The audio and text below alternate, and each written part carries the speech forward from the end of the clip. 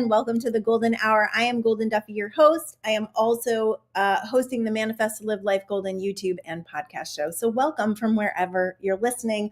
I am super, super pumped for this show. I love when things happen that I can really watch the energy and it becomes this huge lesson that I can share with other people and implement it in my life moving forward. It's really cool to be able to do that. I put up a post today about being present and aware, and really, in order for us to up level, in order for us to awaken and stay awake, we have to be present. We have to be aware of what's happening. We have to be conscious of where our conduction is and what we are contributing to the energy field, because we're always contributing to the energy field. And the energy field, it's like we are sending out this big signal, sends to us what our signal is. So I have a cool example today. I just got back from the East Coast. Had an incredible time with our family out there. We had a big family reunion, which was really awesome.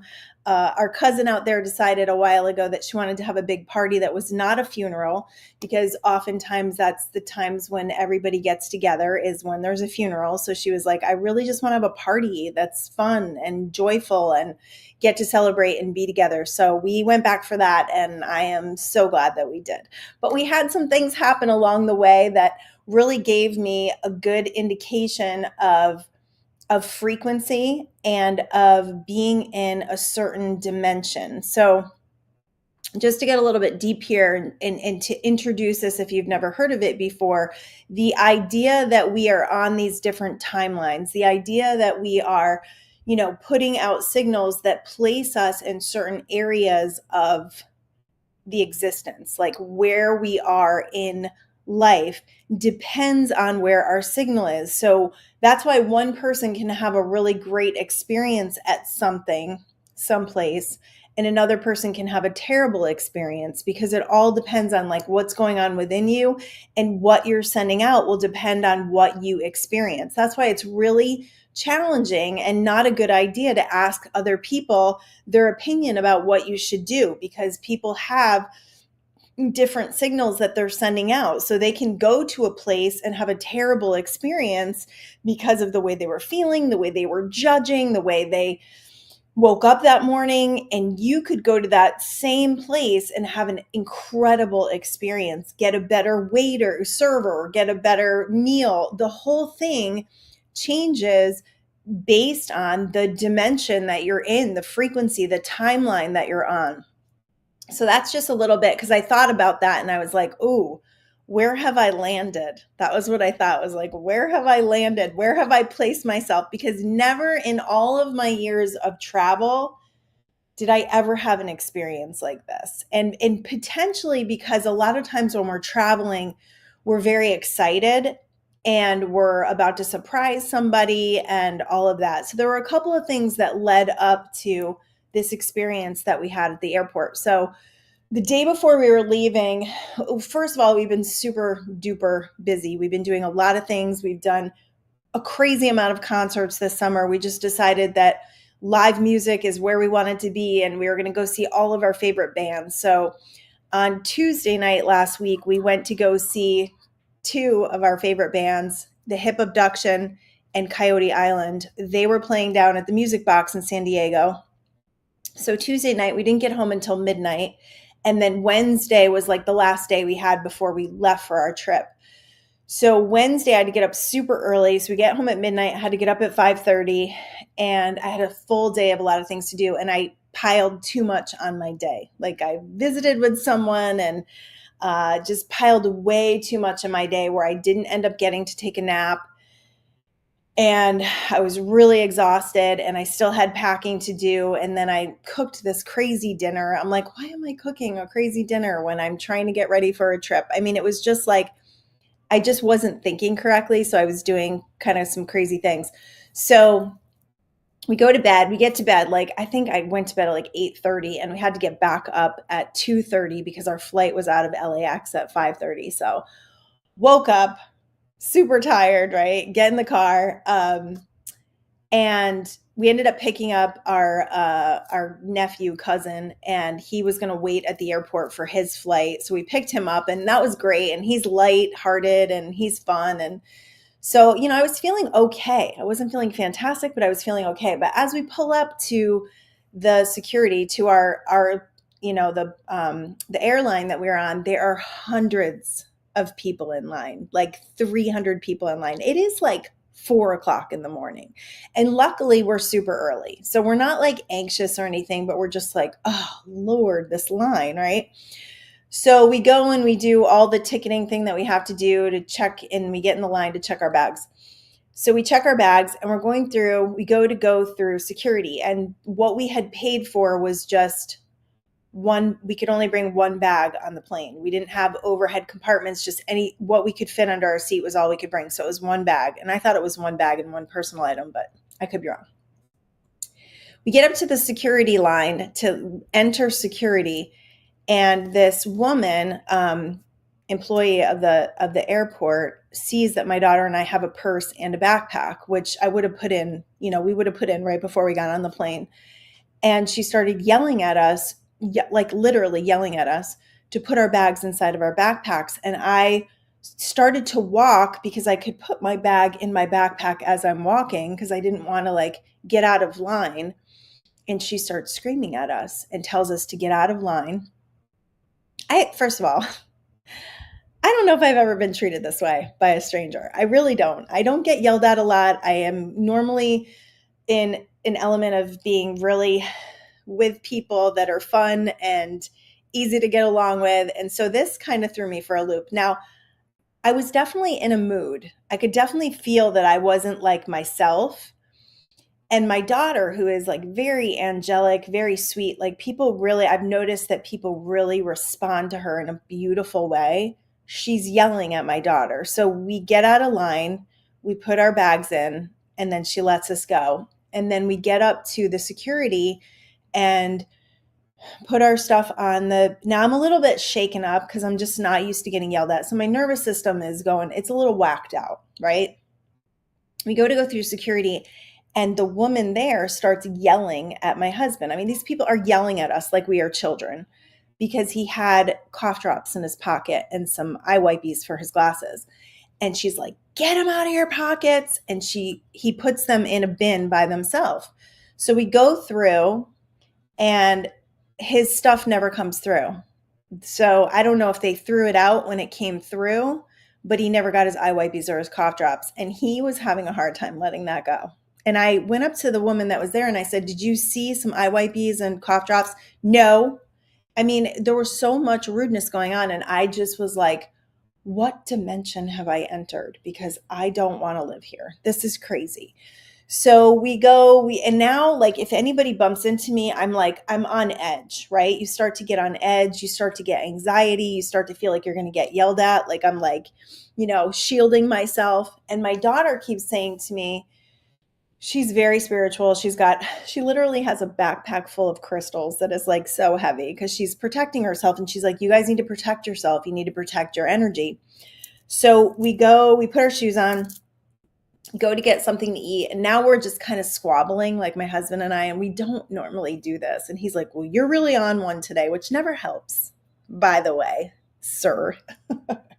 Misters, it never helps. It never helps anyone for you to say that they're not correct, that they're not behaving correctly, or that they're on one, or that they're being a bitch or whatever. It's not the best thing to do, to point out someone's bad behavior, because we know, right? Like we know when we're in a bad mood, and it doesn't help to say that we are. So we go to get in a line to get something to eat, and then I go, wait, back up. I go to get water, and I forgot, right? I mean, it's 4 o'clock in the morning. I forgot that you can refill your water bottles at the airport. So I go and spend $35 on water. And my husband comes over, and I go, here, I want to fill up your water bottle. And he goes, I already did it on the thing. And I go, why didn't you tell me? Like, why didn't you tell me that and that was just a thing. So here I am, like, now I have 4 bottles of water that I have to carry around because now he refuses to take them. And I spent $35 on water that I didn't need to. So I go up to this thing, and ordering my egg sandwich, and my daughter and husband don't want anything from this place. So that's like a whole other thing.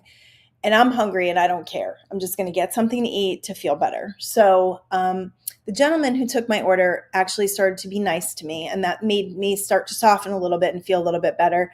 And then as I'm standing there waiting for my sandwich and I'm starving, he gives my sandwich to somebody else, to this kid, and the kid opens it and like touches it, but it's in paper. He didn't actually touch the sandwich, but so he goes, "Oh, that's not your sandwich." And he gives it back to the guy, and the guy looks at me and he's like, "Do you want me to make you another one?" I was like, "I don't care." And I took the sandwich, and the kid's parents said to me, his dad said to me, "I don't know, he's kind of sketchy." And I was like, I have sketchy kids. And I felt it break because we were in a little bit of humor. I felt it break.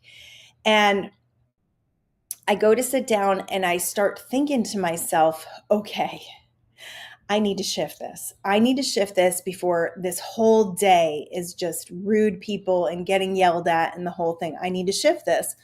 So I sat down, I started eating. And of course, I feel like food always kind of changes our vibration, especially if you are hungry, right? Hangry. Hangry is a thing. So I started eating my sandwich. I started feeling a little bit better. And I was like, what works? Like, what really works to shift the energy around you? And I started thinking about all like just being grateful. I just closed my eyes for a few minutes and I was like, I'm so grateful that I'm going to get to see my daughter, that we're going to get there safely, that I have an avenue to go see family. And I kind of ran down a list of gratitude. I will tell you at this moment, I didn't necessarily feel grateful, right? It was like a means to an end. Like, what can I do? And, you know, in some respects, it's like they say, if you don't feel it, like with affirmations, if you don't feel it, it doesn't really work. But this was connecting. Okay, listen, it was reconnecting with the neural pathways that are higher than where I was before. That was my intention. So I sat there and I closed my eyes and I finished my sandwich and I started getting into gratitude. And then my daughter, I think she was like playing some kind of music. We kind of started dancing a little bit. And then as soon as we started to go up to get on the plane, I could feel the energy shift. I could literally feel the energy getting lighter. And then the flight attendants were nice and friendly and we got in our seats and it was like, I could feel it was, you guys, it was magic. It was literally magic. And it happened so fast within 60 seconds, maybe 30 seconds, like just a little bit of focus. Now I was at an advantage because it had lightened before that. There was a shift before that. And I always call on my angels. So I was already doing that. I was like, angels, lighten my load, help me to feel better. Like, I need some assistance right now. So when that humor had happened with the egg sandwich, I felt myself tune up a little bit. And when you feel yourself tune up a little bit, that's when you can take advantage of it and take it further by going into what am I grateful for? Who do I love? You know, that sort of thing, where it allows you to get into and onto a different timeline where those rude, angry, sassy people don't live. Because I honestly have never felt this way before. I've never experienced this before, but I do think it was like a culmination. So really understand this, a culmination of some stress, lack of sleep, hunger, making a mistake, buying overpriced water, whatever. It was a culmination. So this is what happens in our lives, in your life, when you allow things to tick you off, when you allow yourself to go into these lower frequency neural loops, vibrations, energies, and you allow something to kind of eat away at you. And, you know, you're telling a story. I'm tired. I'm hungry. This day is going to suck because it's like literally a whole day of travel. Like we left here at 5:30 a.m. and we got there at 5 o'clock p.m. So going into that, knowing that as you culminate, as you allow this kind of stress to pile on top of you, that eventually you're going to see evidence of it in your field. And by the time you see evidence of it in your field, you're either going to reflect what they're giving you. So it's funny with this lady, my husband was like, shut it down, just be quiet, just don't get us thrown out of here, right? Because these people in these airports now have been put in a place of power. And I don't know if it's because of what happened with the pandemic or what, but they are in this place of power, and they want to lord that over people. That's what I'm seeing. And I talked to a couple of people who had some similar experiences at security in the airports. So, but it doesn't mean that that's the be all end all. It doesn't mean that that's what we need to experience every time we go to an airport. Believe me, I'm like, I don't want to go to LAX anymore. Did not experience this anywhere else in the country except for that airport. But I've never experienced it before, and I don't plan on experiencing it again. So, sometimes we feel like our vibration is not in our power. The culmination of the lack of sleep, the partying the night before, the having way too much to do, not feeling super organized. Like normally when we leave the house, I make egg sandwiches, I get us ready, we have things to go, like I'm prepared, and I felt unprepared, which just culminated this feeling of being kind of powerless and out of control. So however you're feeling is going to be reflected. And as that reflection happens, you can either respond in anger. And I will honestly tell you, it took me a few minutes to get out of this this feeling of injustice, this feeling of being picked on, this feeling of that shouldn't have happened. And actually a guy was in front of my husband and he said, that was uncalled for. Like it was completely uncalled for. It was insane. It was like, we didn't even need to have our bags inside of our backpacks until we were getting on the plane. And that was my point, where you feel like, no, that's not even a rule. Like that's not even true. So not arguing was probably one of the smarter things that I could have done, and just walking away and then allowing your nervous system to come back into a state of calm where you're not letting this anxiety, you're not letting this person outside of you dictate who you're going to be moving forward. So that's, the food helped. Sitting there, closing my eyes and setting some really strong intentions, calling on that non-physical energy to help us, to assist us in those moments, to help us raise our vibe. All really magical things that you can do in the moment. Now, if you have a culmination that has compounded over time, like let's just say that you have somebody in your life who is just causing a lot of stress, and you're feeling a lot of stress with them, and you're working with it, but you're kind of in the problem a lot. And there's, it's just compounding. It's compounding. I know I've shared this before, but there's a Seinfeld episode where George's dad, Frank, does this Serenity Now thing and eventually just goes ballistic, because even though he was saying the word serenity now, a lot of times he was yelling them. He wasn't feeling them. He wasn't allowing himself to feel them. He was just trying to bypass the anger. And when you're trying to bypass the anger or the resentment or the injustice, you're not valuing your feelings. And so you're stuffing them down, and then they start to become this, it's like a ticking time bomb. So luckily, I don't have a big culmination of a lot of stress in my life. I work on it daily. I meditate daily. I'm really conscious of how I feel and what I'm giving off. And I'm pretty good at shifting a mood, even in the face of travel, which travel is probably calls us to one of the most challenging times of focusing, because there's so much that we are led up to where we don't really have a say in what we're doing. We have to take our shoes off. Of course, we have TSA, but my daughter didn't. So we didn't go through TSA, but we're getting her TSA now. Taking your shoes off and emptying your pockets and just getting yelled at from like drill sergeants to do this stuff. And I get it. There's a lot of people, their jobs, their lives are very stressful. And that's like another thing, is like offering that compassion back. Obviously this person is unhappy. We're going on vacation. They're at work at 4:00 in the morning. Who knows what's going on with their life? So no judgment, full compassion. Took me a little while to get there for sure, but I have since recently kind of sent some light to that situation and to that woman, because at the end of the day, if we take things personally and we get really upset with people, we're the ones that lose. So in order to recalibrate and kind of get ourselves back to the happy-go-lucky people that we are, really at our core, is, having that acknowledgement, having that awareness, and then not being a victim.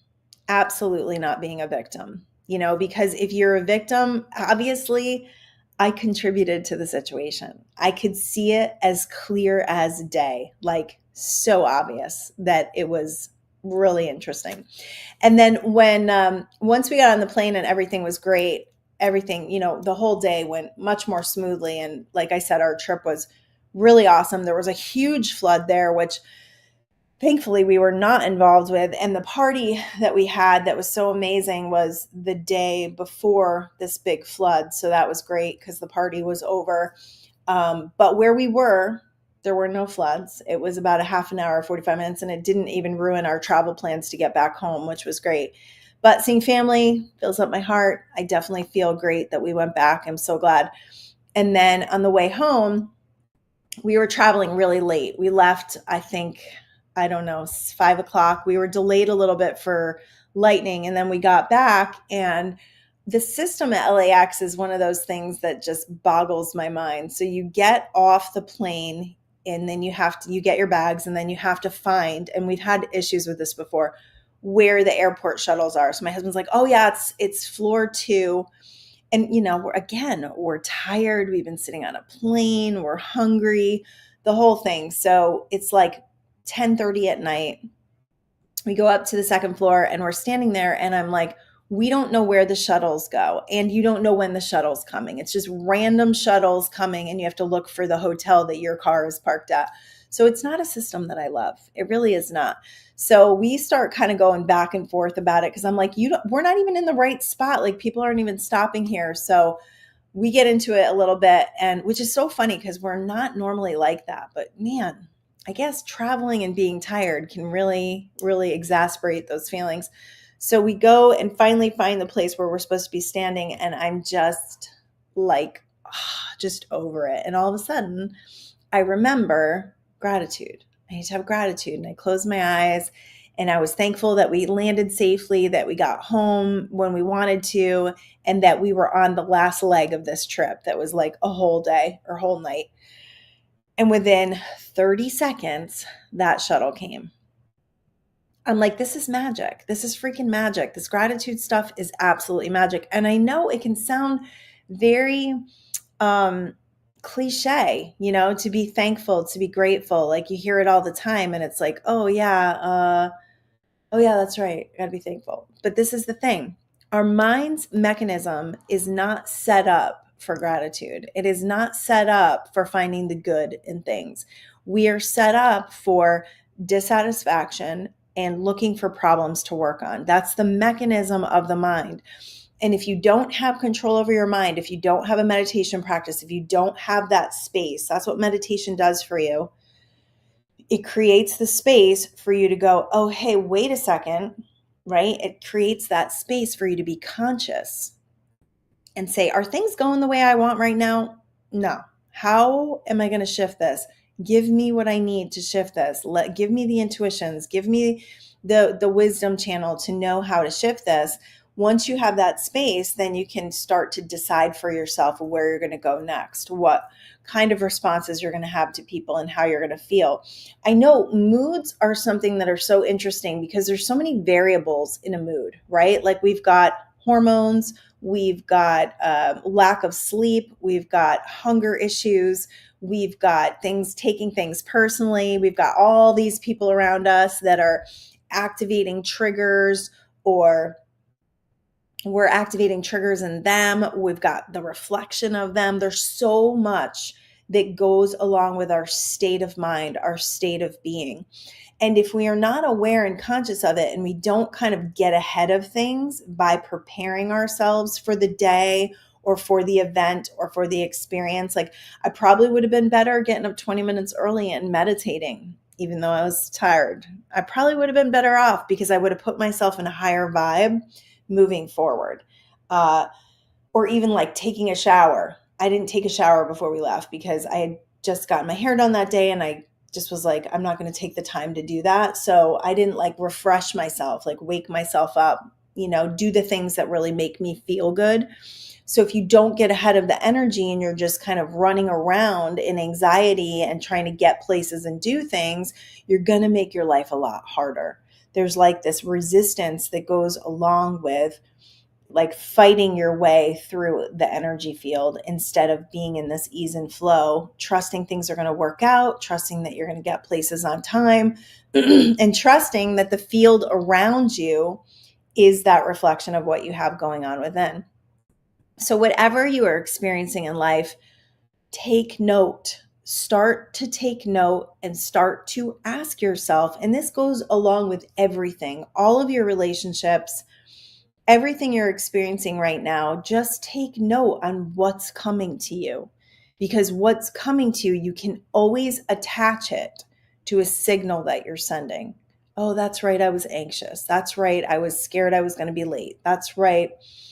I was dreading this day, right? All of those things are major factors on and what you are promoting, that signal that you are promoting, and then what is coming back to you. So, a really great way to actually get ahead of energy in your life is to have that solid meditation practice and then have some sort of gratitude practice. Whether, I don't write gratitude. I think writing is the strongest form of focus, and it's really smart. Journaling is really smart. I've spent a lot of time journaling. Right now, I'm not in a journaling practice. I'm actually, I'm writing another book, of course. Oh, let's just segue into the books. We might as well, right? As we're talking about it. My new book is available on Amazon, The Perfect Unfolding for the Expansion of Your Soul. Isn't she pretty? She's so pretty. I'm really pumped about this one. This is a really interesting read. It's different than anything I've ever done before. It's a spiritual book. It's about manifesting, and it's about, look at this. I just love it. It's about just how to really like gravitate towards this awakened state of being. And it's messages that came through my dreams and things that channeled through me. And it did not take me that long to write. And it's like 170 pages. So my longest book so far. And really, I love the cover. So that is available on Amazon. You probably have to look up the whole title, The Perfect Unfolding for the Expansion of Your Soul, with my name, Goldyn Duffy, ready to go. I also have Quantum Speak for Parents. Where am I going? This way. I don't know if you know this, but this is a parenting book on energetic parenting. That is my family on the front and my father-in-law over here. I put in a little chapter if you're taking care of your parents. I only had to take care of my father-in-law for 2 months, but I learned a lot through it. And I have compassion for any of you out there that are in that stage of your life, taking care of your parents. And then my first book, Mindful Manifestation Secrets. Wish I could learn how to do this better. This one is our story from moving from California to Connecticut. Also have to put the whole title in, Mindful. And then I have the journal, Mindful Manifestation Secrets, Daily Guide and Journal as well, which I don't have in here. But that is also a beautiful hardcover book. But this one is like the basics of law of attraction and really breaks down how to manifest, and then all of our little stories. So these are all available on Amazon. And then my next book, we'll see, because I actually have one that is almost completely written, that is kind of an autobiography about our story of how we met really young, and that one's really cool. I just don't know if it's ready yet. So I started actually writing a kind of like a romance novel. I don't know. We'll see where this one's going to go. I don't know. It's interesting, but I have quite a few pages written on that one. So writing is my jam right now. I'm not really doing too much as far as like, I do the show every week, but I'm not really doing too much business wise. I do have one coaching opportunity available for someone, but it's not something that I'm needing right now. I'm focused on writing. I'm feeling really good about just having that time and I'm focused on my family and having fun. And it's summer, so I decided that that was what I really wanted to do. And when I get kind of into writing a book, if you've ever written a book before, my advice is always 3 pages a day. It's like 20 minutes. And then if you want to write for longer, you can, but there's no pressure. Once you get those 3 pages out and they kind of flow, once you get a flow going, I would get up at like 4:30 in the morning. If I get up at 4:30 in the morning and write for 20 minutes, I can write a book so fast. And then the process of editing is definitely a lot slower, but I love Grammarly. That's something that I used for this book pretty much exclusively. Didn't really have anybody else help me edit. I just used Grammarly. So it reads well. I'm actually really happy with it. And I didn't find I think I found 2 mistakes when I read back through it. So if you want to write a book, it's not that hard. Reach out to me, livelifegolden@gmail. I have the exact process of how to create a book on Amazon where you just sell through Amazon and it's just print to order. It's really, really easy. And I kind of have it streamlined now with 4 books. So I love to help people to express themselves in the world and put their genius in the world. Like there's so much room for it. And I think as we connect with that higher state of consciousness and let that information flow through us, we make a difference. We make a difference in just the level of consciousness in the world just by putting out information. Even if you just have a few people read your book, you're changing the collective. And I'm really, really passionate about that. So I have posts every day that I put out on Facebook and Instagram. And then you can sign up through my website, livelifegolden.com, to get them to your email, but I'm not always good about it. I try my best, but I usually do it on my computer. So if I don't get to my computer, it doesn't happen. But if you want to get it really consistently, Facebook or Instagram is the way to go there. And I know if you don't want to be on social media, then email is probably your best bet. All right, so moving forward. Talking about the energy field that is all around you and the signal that you're sending to it. So super important. So if you look at every little subject in your life or every person in your life or every area, and you think about the signal that you're sending to those areas, that will give you the indication of what you are getting from that. So I did a show last week on teenagers and, if your kid's being an a-hole, how not to be one too. And I had a great response to that show. And if you haven't listened to it yet, it's really a good show. Even if you don't have teenagers, it's the whole idea of how we are navigating relationships with one another.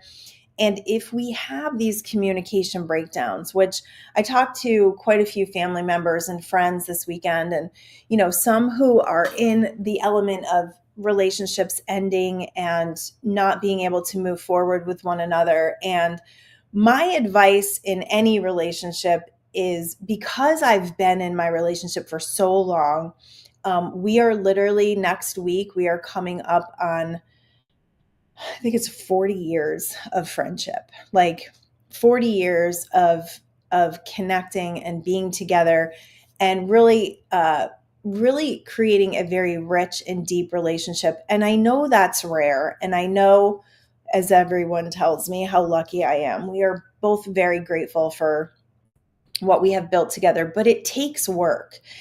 And I think there's this idea that when things are not easy anymore, that it's time to end it. And in some cases that's true because, we have chapters with people and they do end. But I would exhaustively work on what you have to see if you can make it work, especially if you have children. Sometimes it doesn't work. And I get that. Sometimes 2 people just bring out the worst in each other and they're better off. And I've seen this too, where they part and their lives are so much better and they're so much happier and they're so much easier to parent from that perspective instead of being together and being miserable. But at one point, when you got together with that significant other, you were in alignment. At one point, you were in alignment. And because you were in alignment at one point, you can be again. but the communication has to be open. There has to be instead of a victimhood or defensive offense, there's got to be a way to come together and say, what can we do to really work together and to make this easier for each other and to make this life more enjoyable together, especially if you're in a relationship and you're like committed to staying together. Why wouldn't you try to find that? And often I see people go, well, he won't change or she won't change or there's nothing I can do. And those signals that you are sending are why you can't change things. It's why your life isn't changing in any respect, because you are saying you don't have a choice, because you're saying that you're stuck, because you're saying that it's the other person's fault. You're putting yourself in a powerless position where you're not able to send that signal that allows energy to flow. Energy flowing is, we're going to figure this out. Energy flowing is, we're going to work on this. Energy flowing is, we're going to come together and find a way to speak to each other that works. I mean, honestly, there's been many times in my marriage, in my family with my girls, when talking is not communication. Yelling, we'll say, yelling is not communication. We say all the time, it's not a teaching moment. Especially if you're pointing out the person's faults and they're pointing out your faults, that is not a teaching moment. That is not energy flow. That is constriction. It's conflict, and nothing gets solved. In fact, most of the time people get hurt in that situation and more damage is done than good.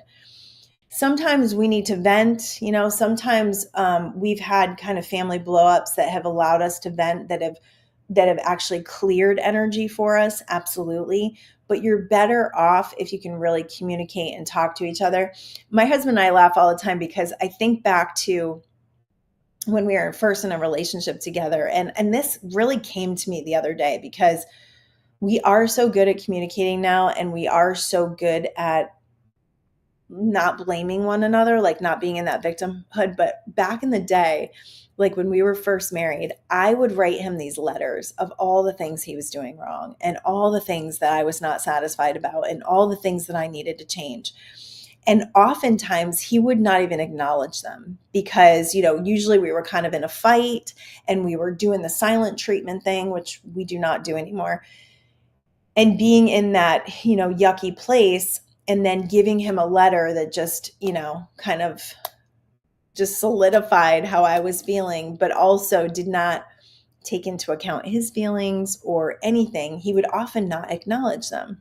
But I will say, over time, I feel like those letters, as much as I would not do that today, because I just don't think it's very productive, as much as I like just pointing out people's faults is not productive. It really is not.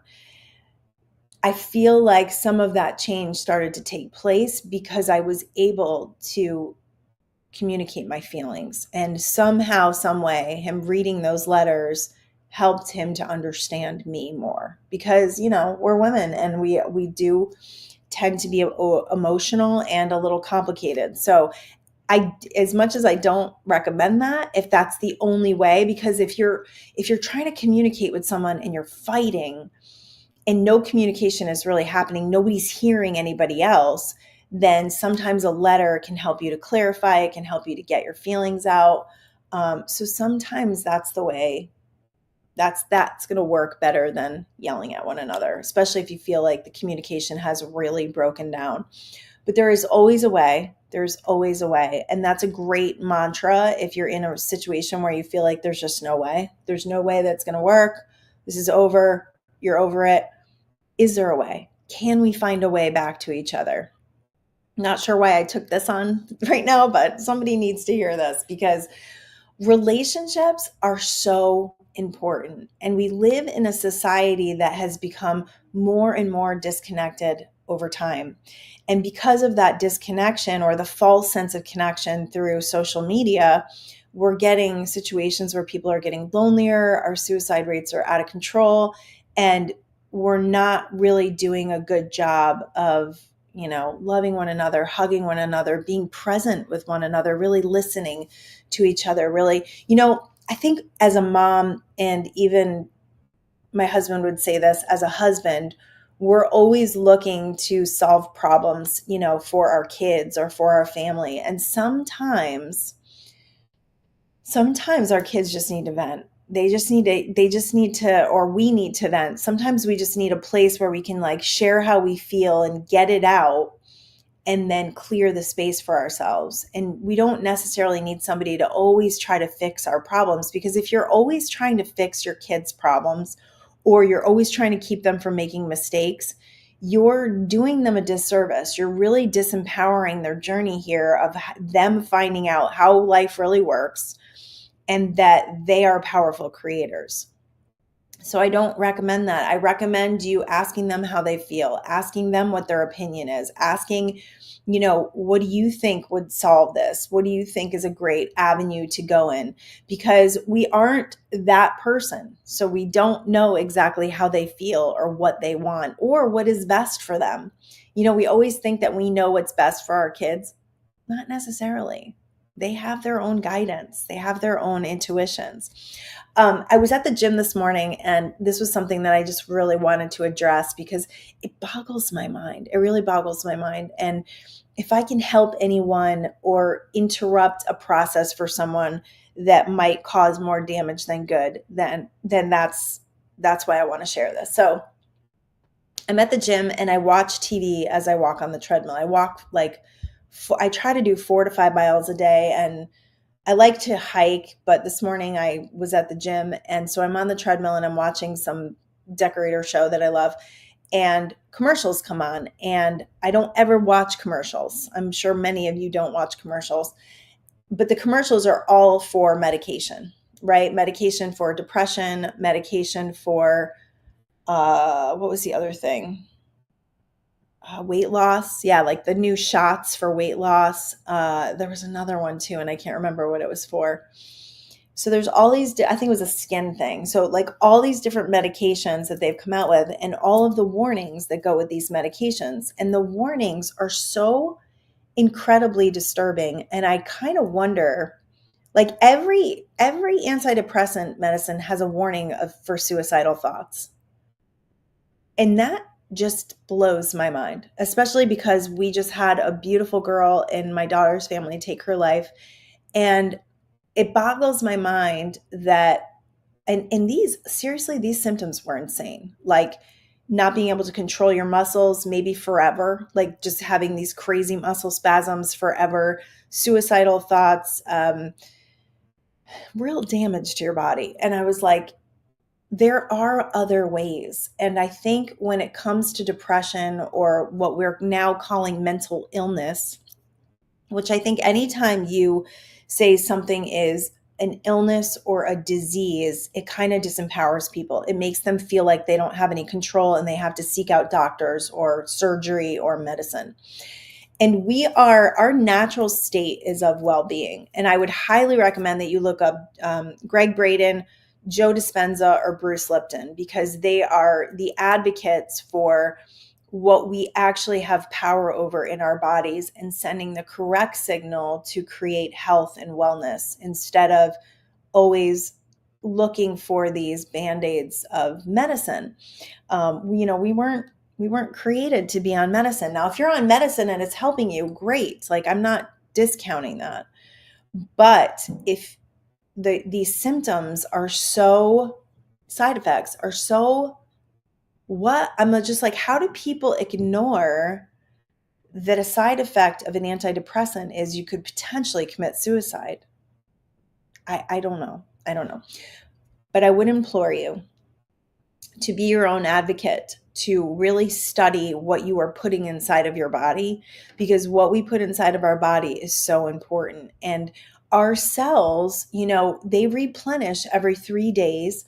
And anything that you have that's chronic is something that you've been thinking about in the same way, and you've been drawing on the same signal and the same energy. I have helped people heal from things that are supposedly incurable. Lyme disease, Hashimoto's, so many things, autoimmune diseases, just from working on the energy field and helping them to get in touch with what's going on inside of them We have done that. They have healed themselves. I just assisted in it. So there is nothing that you can't come back from. There's nothing that you can't heal yourself from. And if you are dealing with depression or anxiety or any of that, ADHD, all of these things that they have labeled now that just create the signal towards them, it's time to take your power back, through meditation, through yoga, through chakra clearing, through all the things that can actually restore your body to a place of well-being. You have the power to do that. Now, I'm not discounting the medical field. I'm not saying that there is a place and a time for that, but I do think that we're living in a time where we need to make choices that are not agenda related. If there's an agenda to sell you medication, I went to my regular doctor. The last time I went there was like 2 years ago, and I'm not seeing a regular doctor anymore because he was like kind of disappointed that I was only on 2 medications. And he tried giving me several. I've had issues with migraines, and he tried giving me several different medications to combat that, plus keeping me on birth control into my 50s. And I was like, this is not for my well-being. And he's a great guy. I loved him. He was fantastic. But I'm like, this is not about my health. This is not about my health and well-being. It's about what medications can I be on so that we've got this monthly thing going on. So I'm actually I see a functional medicine doctor now, more of a naturopath doctor, and she has helped me exponentially through supplements and different things to, get everything straight in my body. And we've done blood work, which I highly recommend to find a functional medicine doctor that does blood work, because that will give them the true indication of what's going on in your body and your hormones and what you need to function at your greatest potential. Like, my energy's off the charts now. I'm sleeping better. I don't have hot flashes anymore. These are the things that when you take a handle on your health and when you say, okay, I'm going to find the most natural, productive way of taking care of myself, and I'm not going to be on 12 or 15 or 14 medications. I mean, so many of the elderly in our family have died from, it's like the number one cause of death is like medical. It's medically induced death. It's like, it's number one or number two. I think heart disease is number one, and that's number two. Kind of bonkers, you guys. So that's my public service announcement about medication. Just do your due diligence and be smart about it. Don't be like, I feel like there's this cognitive dissonance when it comes to, oh, but my doctor said I should do this and that's what's good for me. And that's fine. If you have a great doctor and you love him and you think that he has your well-being, at heart, at best interest at heart, then that's great. But I just think that agenda-based stuff, we've seen it over the last couple of years, it's a little crazy. It's a little crazy. I'm not gonna lie. All right. So getting back to gratitude. So the power of gratitude is probably the most magical thing you can do, next to going and feeling your body and getting in your breath. But a lot of times we're swept up in energy, and I'm not going to close my eyes and breathe in front of the LAX woman who's yelling at me, right? Like, that's not reality. We don't do that sort of thing. But just being able to connect with the energy field and the intricacies of what's happening around you, and asking yourself, being able to be a really awake and aware person and being very present to what's going on around you is the most awakened state you can be in. Think about it. This is scary. How often do you drive somewhere and you don't even remember driving there? Like, how often do we shut down our ability to be conscious and not see the world around us? How many times do you forget things or trip over things, or, you're not present in a conversation because you're on your phone and you don't actually hear what the person says? Or I do this often where I'll ask my kids a question and then I don't retain their answer. So then I have to ask them again and they get annoyed with me. How many times are we slipping out of consciousness where we are not being fully awake, present, and aware? My post today was all about being present and what you gain from being present. So when you are truly present, you are not in regrets about the past. When you're truly present, you are not worrying about the future. When you're truly present, you're not in that never-ending to-do list, and you're not driving your energy to the next thing. Right? Like, oh, when this is over, I'm going to do this. And when this is over, I'm going to do this. When you do that, you speed up time. So when you're not fully present, you speed up time, and then life feels like a roller coaster, like it's just taking you with it. And there's never time for anything, and you're always feeling rushed, and you're always feeling anxious. That's a timeline. That's a particular timeline that you don't necessarily want to be on. So in order to be on the timeline of your choice, it's about preparing yourself, having a meditation practice, having a breathing practice, being more awake and aware to what's going on instead of in this monkey mind that is always trying to pull you out and give you reasons to feel dissatisfied, give you reasons to feel like you're not enough, or you haven't gotten there yet, or doubting yourself, or whatever that monkey mind's like the habit of that monkey mind is. You can catch it and then bring yourself back to the present moment. Like, oh, wait a second, I got to be here now, right? And then allowing yourself to be in those moments where, you're just, I don't know if you ever noticed old people, like, super old people, retired. My grandfather used to do this a lot, where they'll just kind of sit there and just be present and just be aware and just be alive.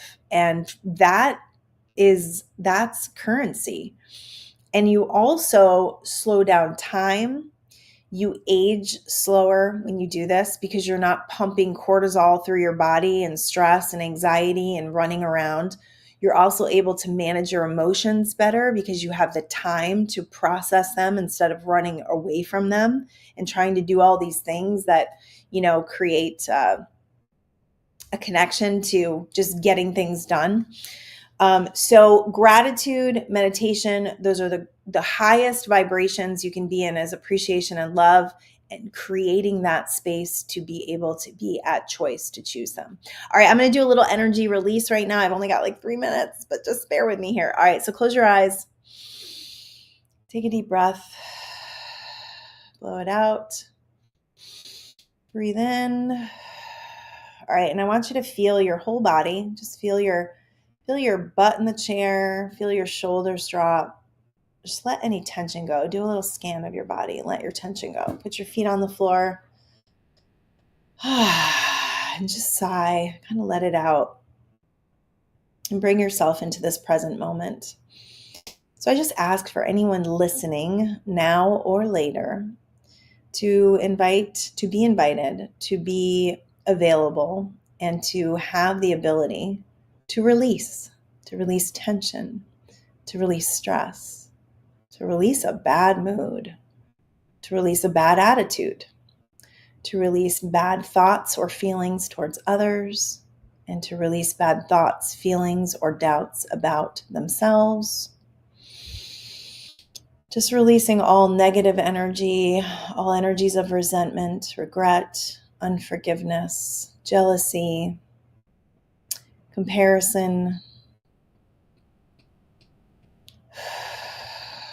lack, financial lack, feeling like there's never enough, feeling like you're not enough, and just release, clearing the field, clearing the signal, and jumping off a timeline that doesn't serve your highest and best.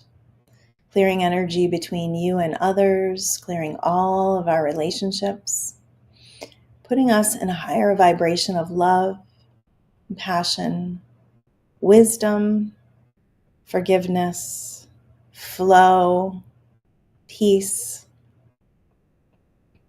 and a feeling of well-being. So activating the energy of vitality and health, releasing any sort of pain or tension or belief in disease, belief in illness, letting all those labels go and activating a new found freedom in who you are, what you choose, and what you came here to be. With full confidence, full self-esteem, with all the love in your heart, with all the wisdom that is truly you are an expression of, and that you are always connected to. And just take a deep breath and let all of that assimilate, let it activate in each one of your cells, allowing you to be fully present, fully aware, fully activated, fully awake, fully alive, so that you can live your greatest potential. It always feels good to do that, doesn't it? Hopefully you were able to take the time to do that. If not, you can come back. I was at minute like 53 when I started that. So you can always come back and do it tomorrow or another time when you have the time. So that's my show for today. If you ever have questions or you're working on something, you can always connect with me on Facebook, Goldyn Duffy on Facebook, or Live Life Goldyn on Instagram, or my email is livelifegolden@gmail. I love content. So I love when people give me questions to work on, and I want to connect with you all. I want this to be more of a collaboration. I'm just kind of using my life experience and what people are bringing to me. Actually, it helps us all to expand and grow because we all kind of live the same thing, no matter what's going on in our lives, it's all very similar. So if we can come together and share and be vulnerable and create this awareness, then we're going to have a much better time. So I love you all. Have a great day. Peace out.